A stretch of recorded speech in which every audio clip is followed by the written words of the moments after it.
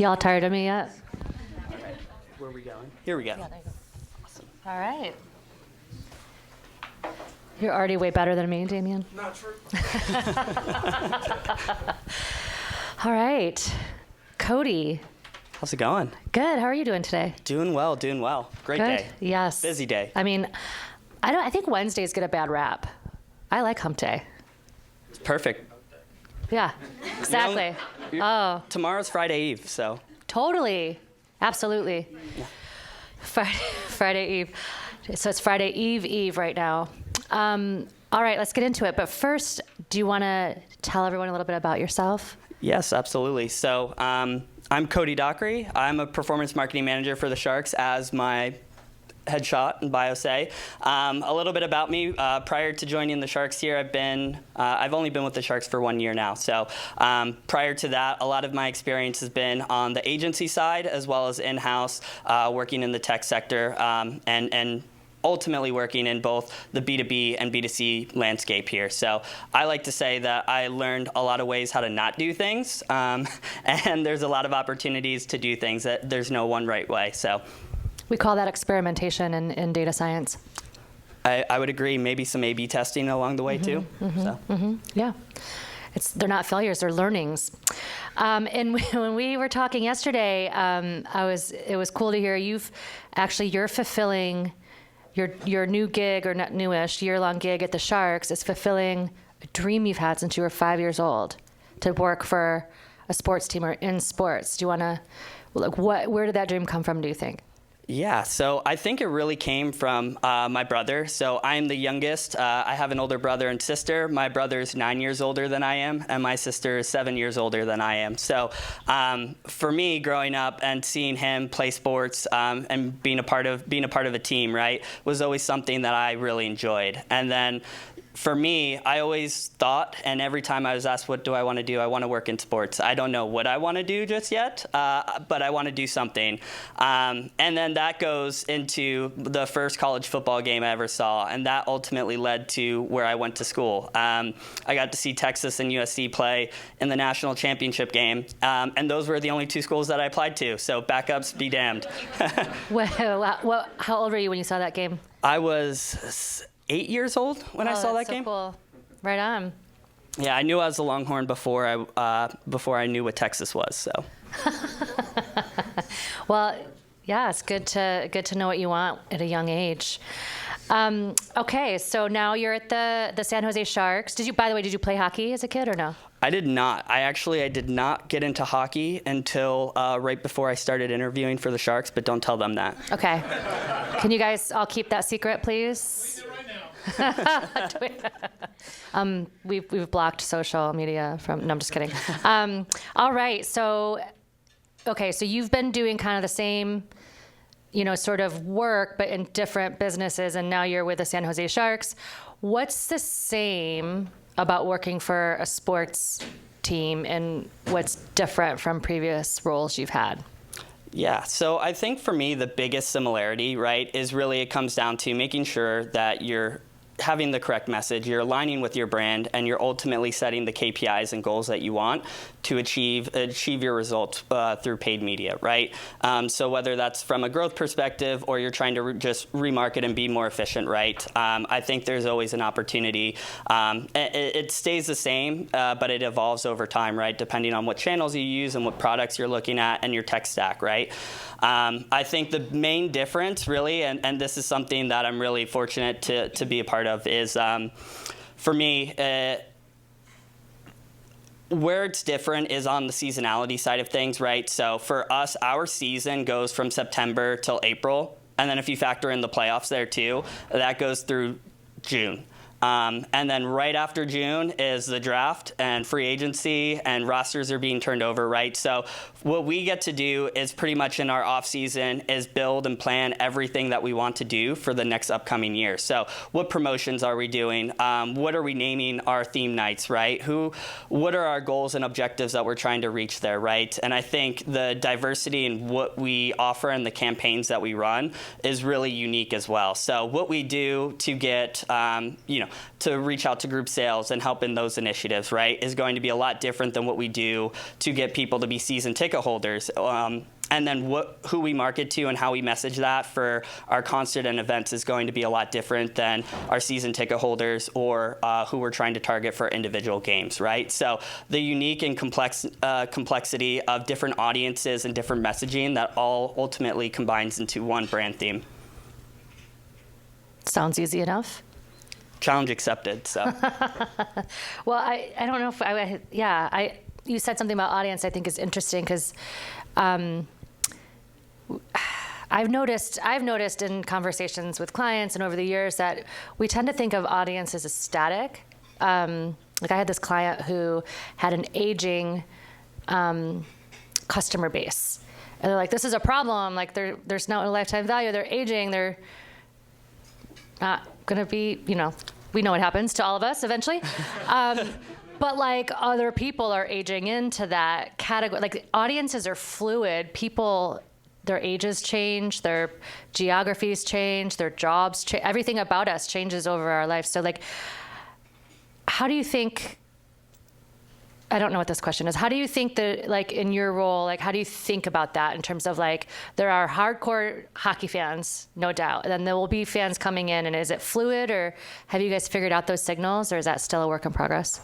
I think that's still a work in progress across the board, right? I was going to ask if your client was also in sports because, every team, every organization is going through that same conundrum, right? How do we grow our audience base while still catering to, the existing fan base and the hardcore fans, right? And I think at the heart of it, that's every sports marketer's problem that we're trying to solve, right? And so there is the opportunity to really build and develop that skill set, right? I think it goes back to the very beginnings, and someone like me who got into sports, right, was very interested and wanted to participate in sports from a young age, right? And that's where our opportunity is, right? To grow the sport of hockey in the Bay Area here, where there's not a lot of snow to begin with, right?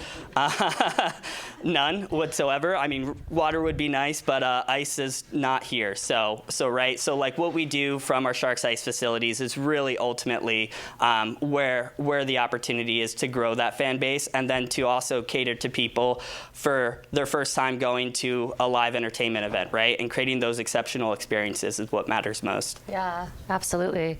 That's a really good point. How is the drought? Does the drought affect? This is like a totally like not a big hockey expert. I have no idea on that one. All right. We'll follow up with that. All right, changing gears a little bit. I know that, and this is a little awkward since I work at an agency, and the Sharks decided to just in-house all their paid media. Do you want to talk a little bit about the rationale for that? Sure. Yes. So we don't hate agencies. No. I think the first thing to start off with is really thanking our agency partner that we've had over the last 6 years. It's been very helpful for us as we move into more of a digital approach, right? And focusing a lot more. And that's what the pandemic has really taught us to do from a leadership perspective, is really dive deeper into digital and how we can make digital experiences much better.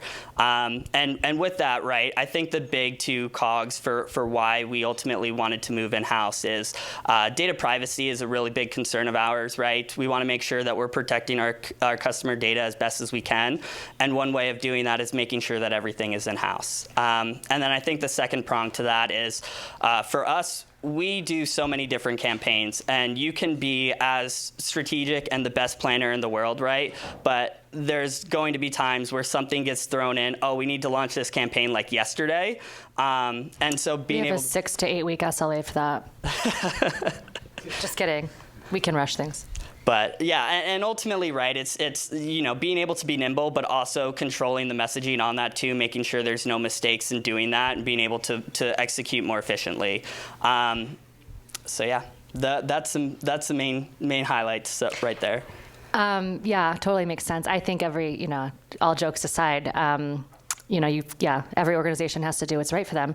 I'm curious though because we've worked with, there's lots of organizations particularly financial institutions and insurance, and there's lots of sectors that need to be very, very careful about their data. And I've worked with clients like no data can leave the business ecosystem. And I'm curious if if you have an opinion on safe havens like LiveRamp, for example, and being able to use that, is that not an option for you guys, or is it just like, is there a risk there, or is it more about not just privacy but control and access?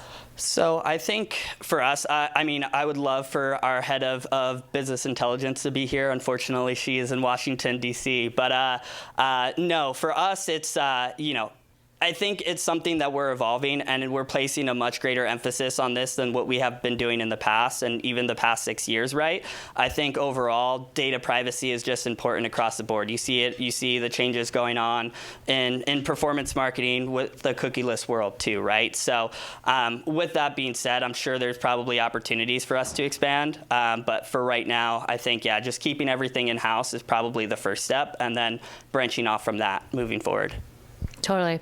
You just hit on something that it's come up a few times today already, which is, cookieless future, which is a misnomer because it's now, right? I think I did an analysis as of last October, I want to say something like 50% of internet users are not trackable using cookies in browser because of, Safari and Firefox have already deprecated cookies. And then just with like behavior around, clearing cookies or going incognito. So half, and then when Chrome makes the cut, it'll be 100%. And then in mobile, an app, about 50%, given the rates of users who have adopted, at this point, everyone's adopted iOS 14 point whatever, and I think it's 14.5, and then like super high rates of not allowing apps to track them. It's much higher for social media and apps where we would advertise. So it's like the future's here. We're already missing out on a lot of, being able to reach users in an addressable way, being able to measure. And so where's my question in that? That's totally disrupting how we do addressable audience targeting and how we measure. I believe it's a huge opportunity, in times of disruption is when innovation happens, but I'm curious how you're thinking about measuring success. Like, what are your primary KPIs for performance marketing to measure success, and is that being disrupted, and how are you thinking about that? Yeah, so short answer, yes, it's definitely being disrupted. Across the board there. But going back to the KPI portion of it, right, it's for us as an organization, not just from the performance side, it's stabilizing our business operations, right? This upcoming year is going to be the first year where we haven't had effects from the pandemic take place. So returning to live events and building that trust back up with our customers is really important to us. And being able to create exceptional experiences across the board is what we're striving for, right? And how do you measure that? Well, there's a percentage of that, right, where you're looking at the overall experiences at the game. So having people come to our biggest and most important games is our strategy on paid. So that peak-on-peak matchup where you're getting the best games on the best days, and that's really what we're striving for internally there.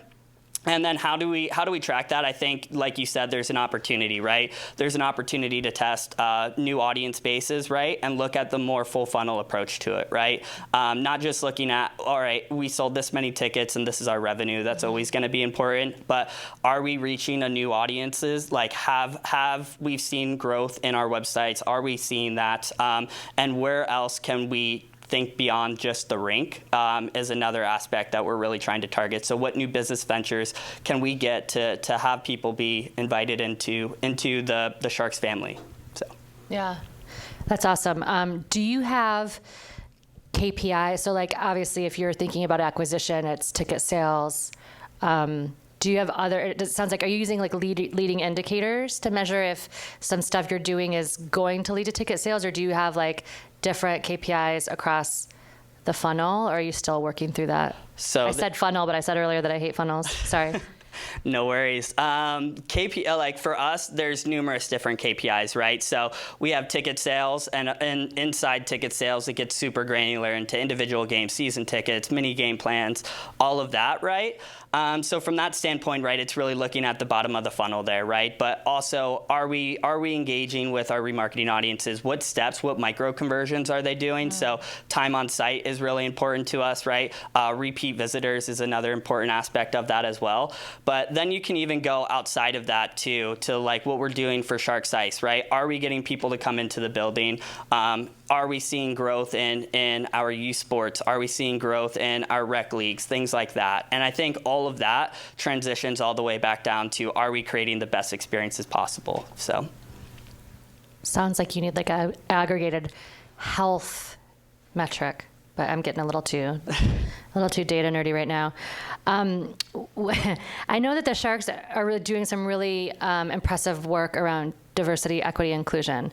You talked a little bit about some of those programs. Do you want to tell the audience here what y'all have been doing, and then what are those programs, and then how do you think about that in terms of like investing in those types of initiatives versus like paid media that needs to drive acquisition?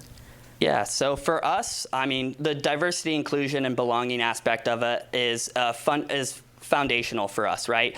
It's a core tenet to what we try to do, and I believe it's only going to increase, right? And for that, it's not just what we do on the paid side to create that inclusion, right? It's also what we do on the partnership side. So being able to see, for example, one of our major partners, Zoom, they were really interested, and they've been a loyal partner of ours for a long time, and they wanted to take it one step above just brand awareness placements, right, and activations. And so what we did was we combined that into an inclusion effort where we partnered with local artists in the San Jose area to create a bunch of murals throughout our entire suite level that you can also see within the stadium there. And each one of those murals has a story written from each one of the artists there that pays homage to not only the community, but also their background, which I think is really important to develop from that angle, right?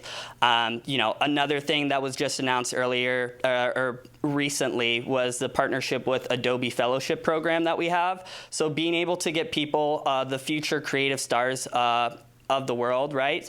Having them get real live experience working with our award-winning creative team, right? Being able to be exposed to the industry as a whole there, right? And I think that ultimately makes it more inclusion for creative design, right? And then if we want to take that to the paid side, what are we doing in order to do that, right? I think a lot of our initiatives are based around Sharks Ice and being able to get more people into the sport of hockey and love hockey there, but also from our event side too. We have SAP Center events that go on all the time, and we're very fortunate to have a really diverse group of people in the Bay Area here, right? And so for us, placing more of an effort on the messaging and the branding of that and highlighting our Latin community is something that's really important to us as well. That's really inspiring.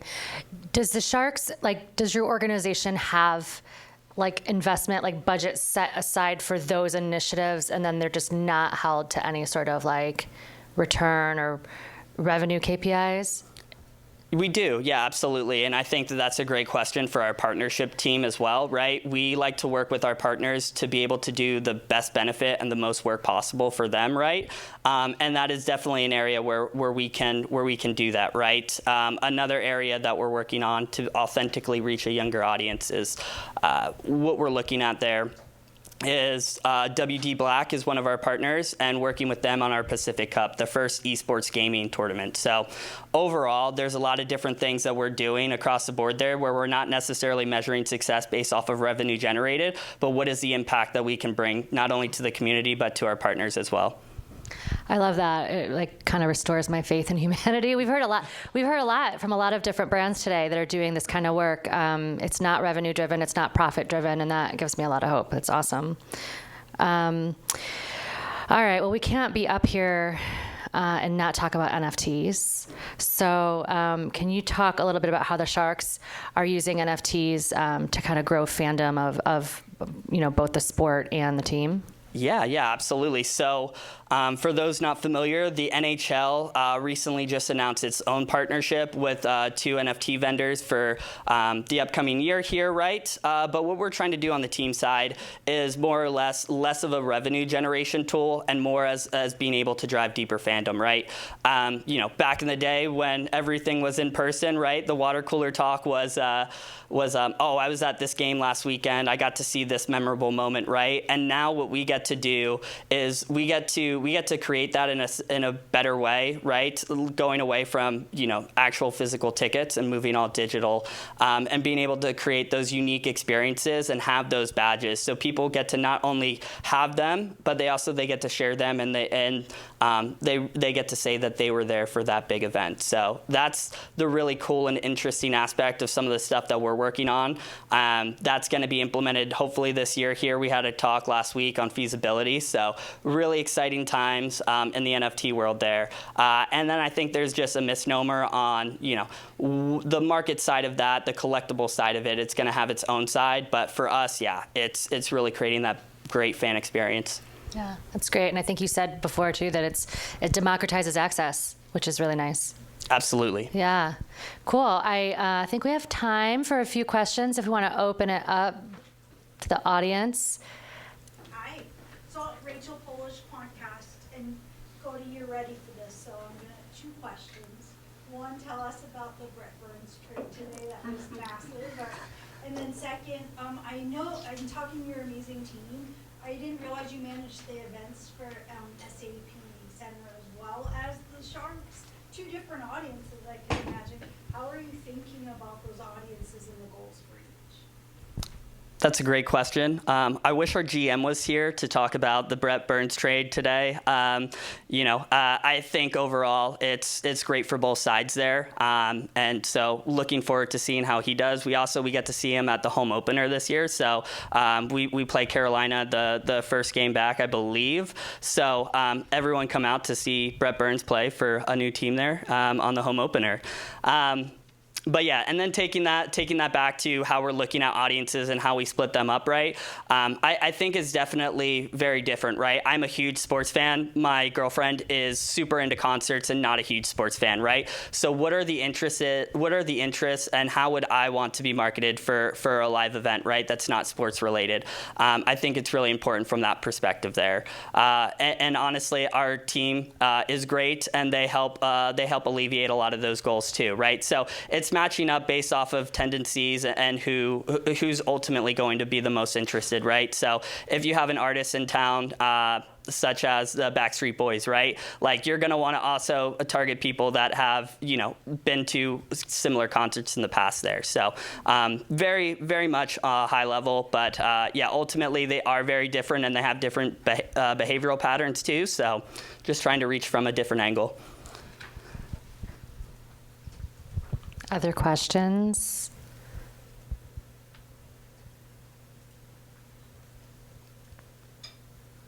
Anything else you want? Go Sharks. Woo! All right. Thank you so much. Appreciate it. Thank you.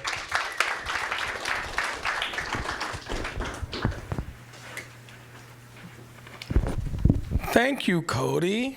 Thanks, Sara. Cody, you didn't answer the question about how you compete in a marketplace full of the 49ers and the world champion Warriors. Can you share a little bit about that? Yeah, well,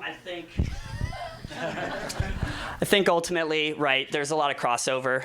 The way that I like to say is that the Bay is extremely loyal to all their teams, right? And so I don't necessarily look at it as a competition. I look at it more as added value to the whole Bay Area here, because coming from Austin, Texas, there's only 2 teams. There's the Texas Longhorns, and then now there's Austin FC. So, I just think it adds to the experience of being out here in the Bay. All boats rise. What a collaborative answer from Cody. Jeez.